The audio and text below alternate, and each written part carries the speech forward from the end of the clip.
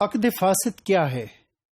Irregular یا voidable contract کیا ہے اور معاہدے پہ اس کے اثرات کیا مرتب ہوتے ہیں؟ وہ کن لیگل اوبلیگیشنز کو پروڈیوس کرتا ہے یا کہ وجود میں لاتا ہے؟ اس سوال کا جواب ہم اس پریزنٹیشن میں دیں گے۔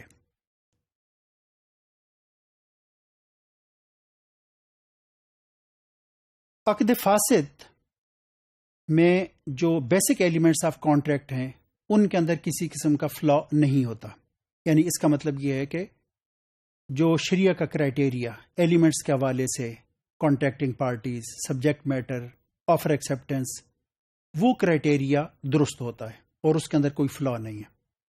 لیکن پرابلم ایکسٹرنزک کنڈیشنز میں کہ اس کے ساتھ کوئی ایسی کنڈیشن یا ایٹریبیوٹ اٹیچڈ ہے کہ جو کہ اس کی درستگی کو متاثر کر رہی ہے یا کہ اسے نقصان پہنچا رہی ہے۔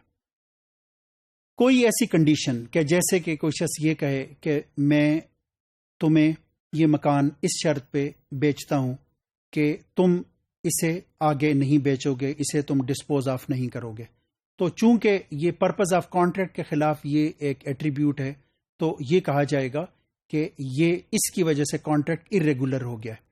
یعنی اگر آپ اس کنڈیشن کو ریموو کر دیں یا کاز آف ارریگولیرٹی کو اگر آپ ریموو کر دیں تو وہ دوبارہ بالکل ایک صحیح کانٹریکٹ ہوگا، یعنی یہ باطل کانٹریکٹ نہیں ہے۔ اس کی وجہ یہ ہے کہ بیسک ایلیمنٹس میں کسی قسم کا کوئی مسئلہ نہیں ہے۔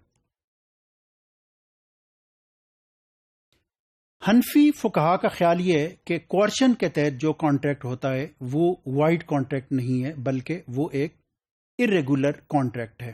یعنی اس کا مطلب یہ کہ کوارشن کے بعد وہ شخص جو کورس پارٹی ہے وہ اس کانٹریکٹ کو ریٹیفائی کر سکتا ہے، اسے اپروو کر سکتا ہے۔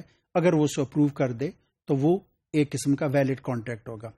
حنفی فقہا یہ بھی کہتے ہیں کہ جو کانٹریکٹ سودی قرض کا ہوتا ہے اس میں جو بیسک کانٹریکٹ ہے وہ تو قرض کا ہے، اس کے اندر کسی قسم کا کوئی پرابلم موجود نہیں ہے۔ جو پرابلم ہے وہ کنڈیشن میں ہے کہ میں تمہیں یہ 1000 روپے اس شرط پہ دیتا ہوں کہ تم 300 روپے کا اضافہ دو گے۔ تو وہ یہ کہتے ہیں کہ بیسک کانٹریکٹ درست ہے، کنڈیشن غلط ہے۔ اگر آپ اس کنڈیشن کو ریموو کر دیں یا دوسرے الفاظ میں آپ ارریگولیرٹی کو اگر آپ جو ہے وہ ریموو کر دیں تو یہ کانٹریکٹ ریگولرائز ہو جائے گا اور یہ کانٹریکٹ درست ہوگا۔ یعنی گویا کہ ان کا خیال یہ ہے کہ جو بیسک ایلیمنٹ آف کانٹریکٹ ہے اس میں اگر مسئلہ نہ ہو اور یہ مسئلہ ایکسٹرنزک کنڈیشن میں ہو تو وہ کانٹریکٹ وائڈیبل ہوگا یا کہ ارریگولر کانٹریکٹ ہوگا۔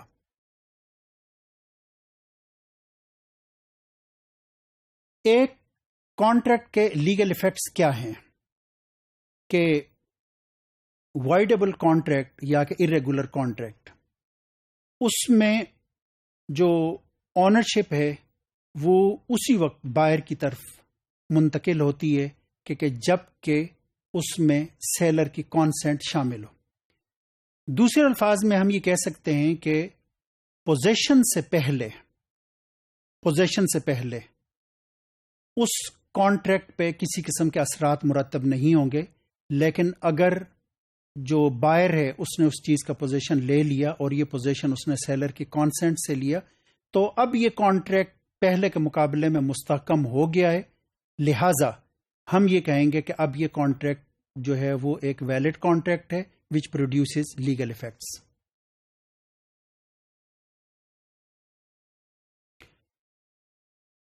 دوسرے الفاظ میں ہم پوزیشن سے پہلے اور پوزیشن کے بعد کی صورتحال میں فرق کر رہے ہیں۔ پوزیشن سے پہلے یہ دونوں فریقوں کی ذمہ داری ہے، سیلر اور بائر کی، کہ جو کاز آف ارریگولیرٹی ہے اسے وہ ریموو کریں۔ یعنی اگر ایک ان لافل کنڈیشن ہے تو اس کنڈیشن کو ریموو کریں سیشن آف کانٹریکٹ میں یا ایک ریزنیبل ٹائم میں، اور یہ حق دونوں کو حاصل ہے یا یہ ذمہ داری دونوں کی ہے۔ لیکن فرض کریں کہ کاز آف ارریگولیرٹی کو ریموو کیے بغیر سیلر نے وہ پوزیشن دے دیا، وہ پوزیشن بائر نے لے لیا اور اس چیز میں اس کے اندر اس نے کوئی تصرف بھی کر لیا، کوئی ڈسپوزیشن بھی کر لی، تو اس کا مطلب یہ ہے کہ اب اس کانٹریکٹ کو ریووک کرنا یا ٹرمینیٹ کرنا ممکن نہیں ہوتا۔ یہاں پر حنفی فقہا یہ کہتے ہیں کہ اس کانٹریکٹ کو ہم ٹالریٹ کریں گے اور اس کو ہم ویلڈ ڈکلیئر کریں گے. صرف وہ اس کے لیے، اس کی ویلیڈیٹی کے لیے 2 شرائط رکھتے ہیں کہ اگر پوزیشن سیلر کی مرضی سے ہو تو یہ کانٹریکٹ جو درست ہے، اور اسی طریقے سے یہ جو کانٹریکٹ ہے وہ ایگریڈ پرائس کی بجائے مارکیٹ ویلیو پہ ہونا چاہیے. یہ اس بات کو ظاہر کرنے کے لیے کہ ایک ارریگولر کانٹریکٹ اور ویلڈ کانٹریکٹ کے درمیان کچھ نہ کچھ فرق ضرور ہوتا ہے.